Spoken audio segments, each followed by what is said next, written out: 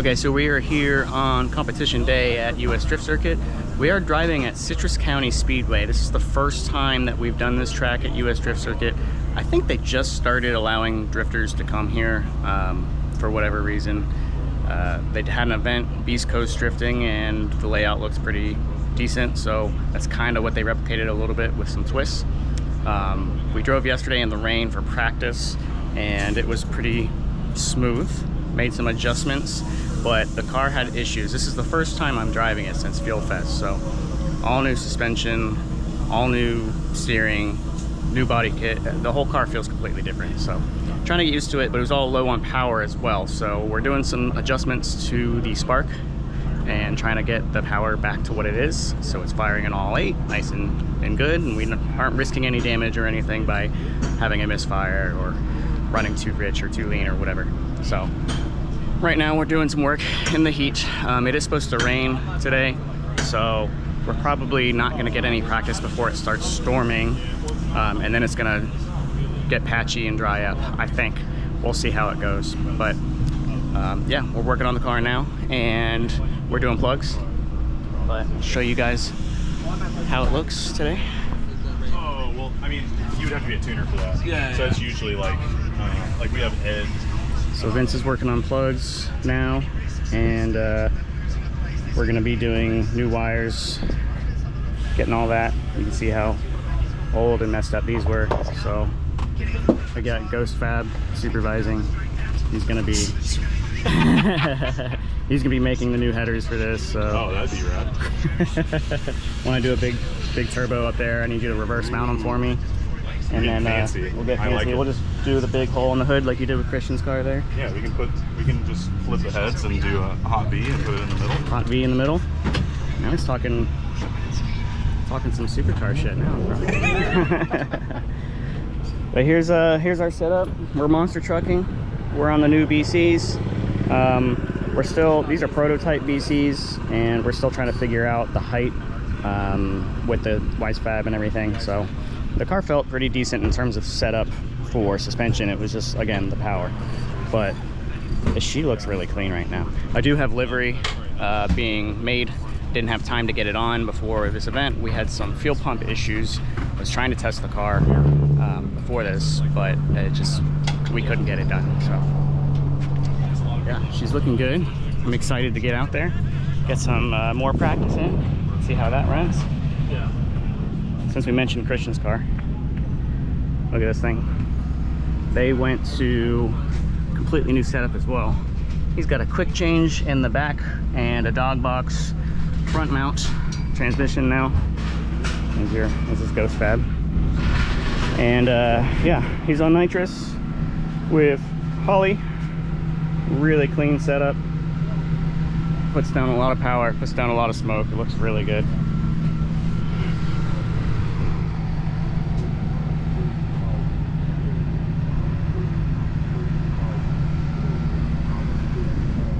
They're all partying in here. They got the Zex Novas are the way to go. They got the AC on. Chilling in here. Get out of here. You don't want to. Howdy. This is vibes. I'm not gonna lie. We're just hanging out, watching Driftmasters. That's right now? Yeah. Where are they? Atlanta? Oh no, Driftmasters. Driftmasters. Where are they? They're in Ireland right now. Sick. It's always wet in Ireland. Oh yeah. James Dean just took out Shanahan again. James Dean. But I think they're doing like the qualifying seating and stuff as well. They are. They're trying to. Well, everybody's switching to that. Yeah. Well, I think they were doing it last year. Oh, okay. So that's another thing I didn't mention was the seating bracket this year. So there's no qualifying. It's all seated into, since we placed in, I guess it was the top 8 of last season. Yeah. So now we're just automatically in top 32 for round 1. And then they have a secondary seating bracket for people to place within that upper bracket, basically there's 2 top 16s essentially. So we're not wasting tire on qualifying, just kind of going straight in there, getting our practice in, and then just go straight into battle. So should save time, make for a better show, save on tire, better all around. So, update. We did plugs and we did wires. We didn't do any coil packs. It seems to be running on all 8 now pretty well. Sounds nice and healthy.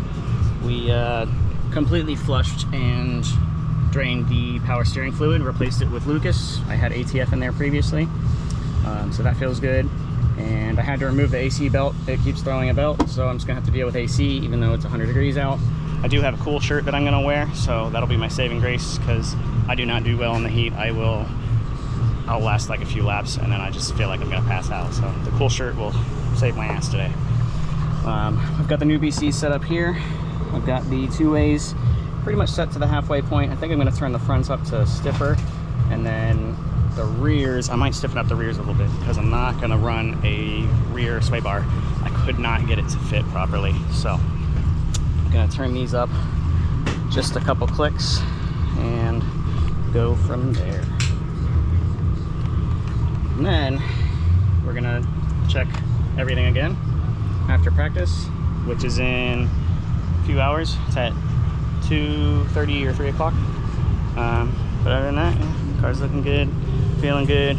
Just gotta get it out on the track and see if it holds up.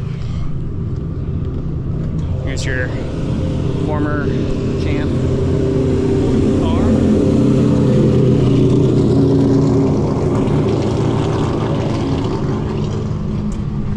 So if you don't follow US Drift Circuit, that's Louis Lons' car, and he won the championship last year, so he's moving on to Pro Spec, but he's using that car to practice today, essentially. So we'll have lots of Corvettes out here between myself, Catrone, Louis, and Colette, and let's see who else.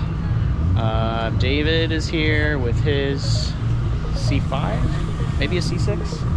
So yeah, we've got a bunch of vets.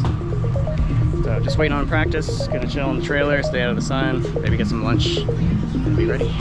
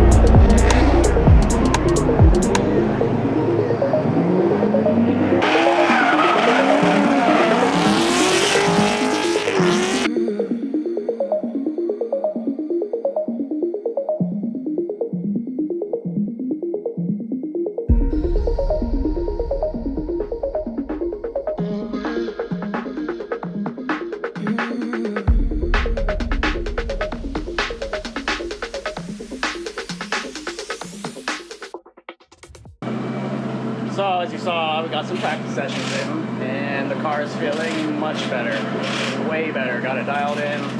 We're still messing with the suspension, fine tuning that. I'm really gripped up. These new BCs that I'm on are putting an insane amount of grip in there. The Wisefab rear end is also putting an insane amount of rear grip when I'm under load. Now there's a ton of dynamic toe, so when I am on throttle and the car squats on those coils, it's actually towing the rear end in and it's giving me a ton of grip. So something I'm not really used to at all with this car or any car I've had really. But once I get used to it, I'm going to be really fast in any situation. So they are changing tires now. We're going to keep practicing. It is really hot out. I'm trying to stay cool before the competition starts. And yeah, everyone seems to be dialing their stuff in. It's going to be a good round.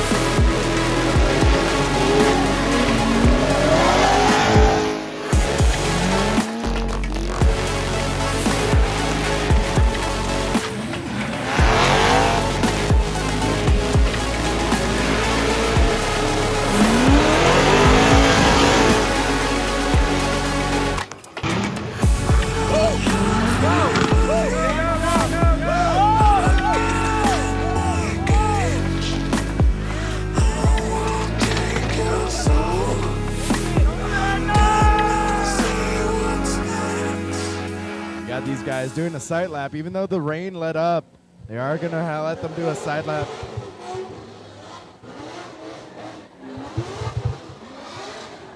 Andrew Grindle has been out of this all day with little to no practice laps. But he's able to get his car dialed in and locked in.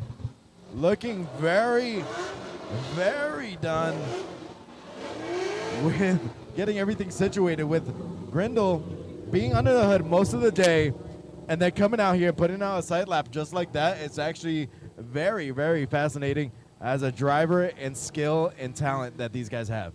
Yeah, and Andrew Grindle's always really answered and dealt with a lot of different conditions. You know, it's funny because at Sebring, we don't just have a couple of rounds where we were plagued by water, but parts of the track where people were tire dropping, we had issues where there was a big mixture of dirt and water and spreading mud all over the track.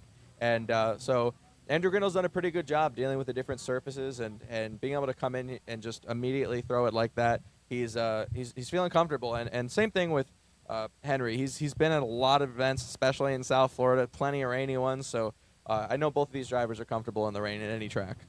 And here's Andrew Grindle in the lead. Henry Pavone in the chase.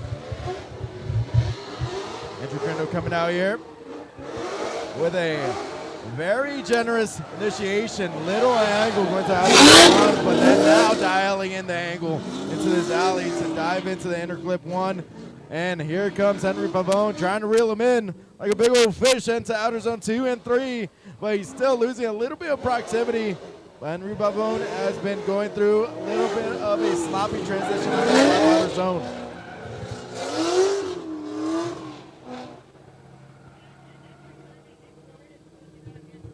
And making his way around the track, Andrew Grindle employing some techniques there to just play it safe. A lot of drivers, when they know they're in the rain, they know that the car can rotate much quicker, so they try to sustain a little bit of a lower level of angle if they want to just make sure they can stay tidy, because that's more important. If you go out with big angle and you're trying to get those style points, but in any given moment it could lead to a spin, it's just not worth the risk. So good job analyzing, how he was feeling and making the right changes to just make sure you could get around this track. And Henry doing the best he could to mirror and mimic, and it looks like he probably would have liked to keep a lot more proximity on him and put his car in the pocket a lot better. But now he's going to get the chance to lead, and there's going to be no car in front of him, so he can try to put down an absolute awesome lead run and try to challenge Andrew a bit.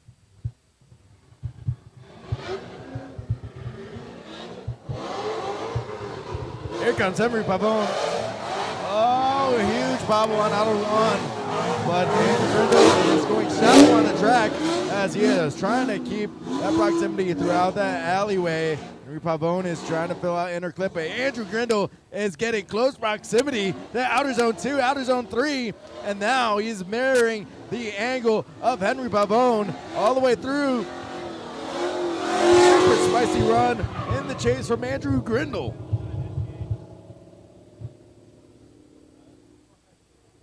Excellent chase there. I mean, Henry doing the best he could to make his way around the track. It seemed like there was a lot of throttle blips, which are usually just a bit of a sign of hesitancy from the drivers if they're not really comfortable with the conditions. Usually in the rain, the drivers who are most comfortable with the conditions, they'll typically have a very smooth modulation of the throttle. They're slowly applying input. They're slowly bringing back down the throttle. When you hear a lot of blips, it's usually a sign of hesitancy. And we've got it confirmed. Andrew Grindle gets the win, and he is moving on.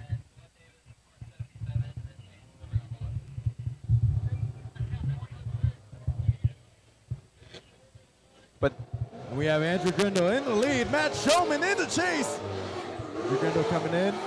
Shallow angle, trying to reach out to the outer zone. Missing it. And the second half, going into his first inner clip, using some left foot braking to pivot that car around to outer zone 2. And here comes Matt Schultz all the way through to outer zone 3, trying to keep that proximity, but giving him some room for it to transition.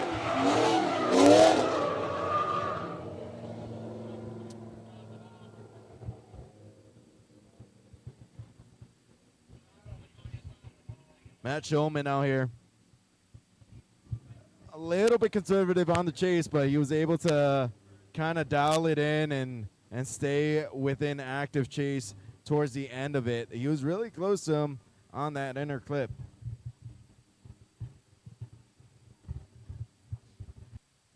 And here's the second half of the lap. Andrew Grindle is now in the chase. Matt Shulman in the lead. Here we go. Shulman coming in with a nice initiation. Oh, Matt Shulman getting high on the wall, making contact up on the bench. Andrew Grindle answering the call by surging and keeping that proximity. He understands that Matt Shulman just hung 10 right in front of him, and now we got a shutdown from Andrew Grindle.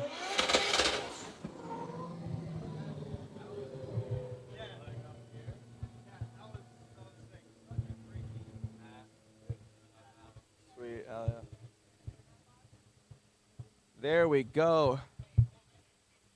Matt shoulda, coulda, woulda, Shulman out here making drivers regret their choices, and he's just been cleaning up shop this entire day. He's been doing a great job being consistent through multiple conditions now. He's seen himself come back to the dry. And they're going to pull up to the line here and get the answer. It looks like the judges already have a decision made on this one.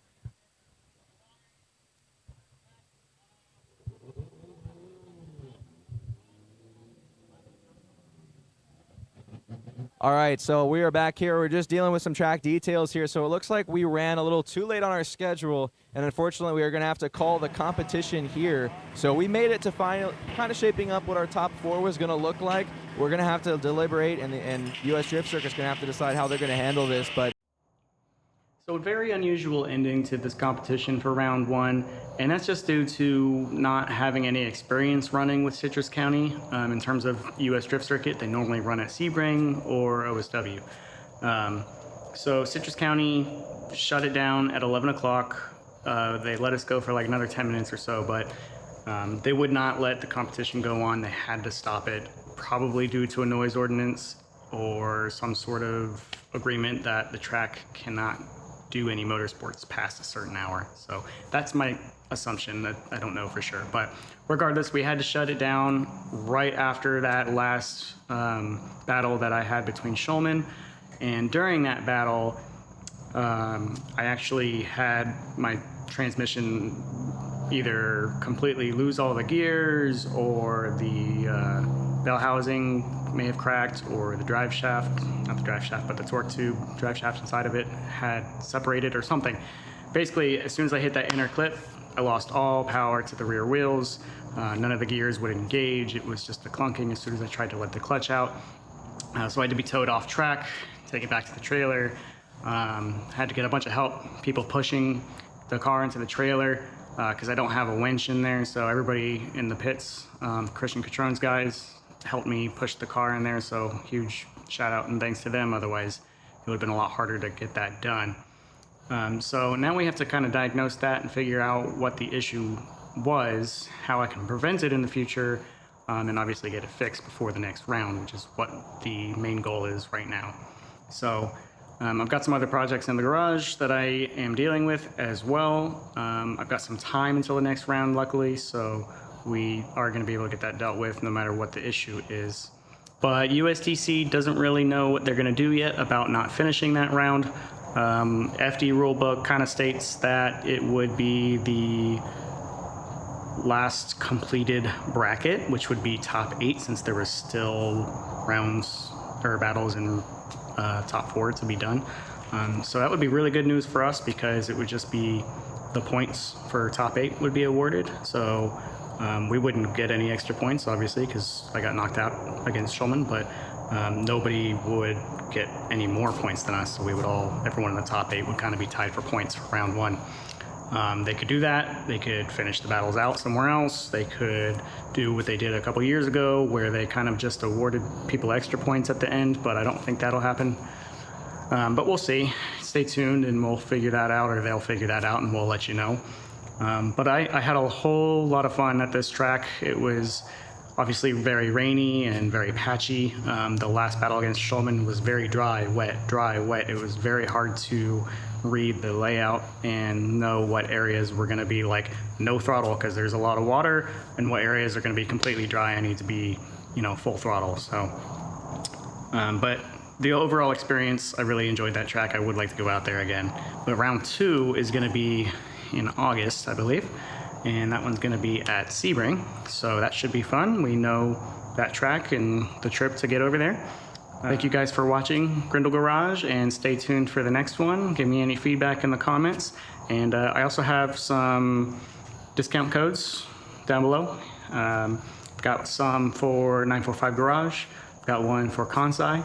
I've got one for H3R fire extinguishers. Those are some sponsors we got going on. And in the next video, I'm gonna have a livery reveal, and I'll actually go over all of the stuff under the car that we did. I didn't get to go over most of the build for the Corvette, just because during off season I wasn't recording a lot of videos of me just working on the car and on driving it.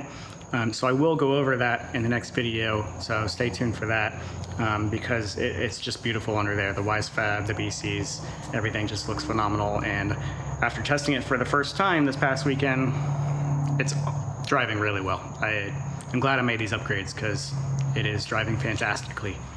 I just have to get used to it. It's a very different kit that I'm used to. So we'll get the car fixed, we'll get some practice laps in, and we'll come at the next round even better. See you guys next time. Thanks for watching.